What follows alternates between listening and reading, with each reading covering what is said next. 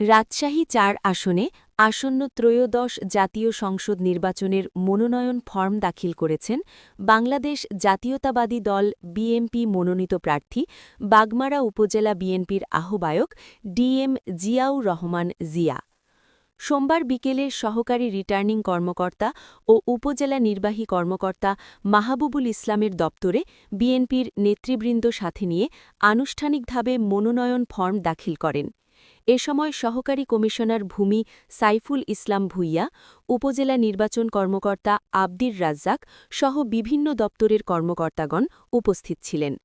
মনোনয়ন দাখিলকালে ডিএম জিয়াউর রহমান জিয়ার সাথে উপস্থিত ছিলেন ভবানীগঞ্জ পৌর বিএনপির সভাপতি আব্দুর রাজ্জাক, তাহিরপুর পৌর বিএনপির সভাপতি আনম শামসুর রহমান মিন্টু, বিএনপি নেতা অ্যাডভোকেট এরশাদ আলী ঈসা, মোজাম্মেল হক প্রমুখ।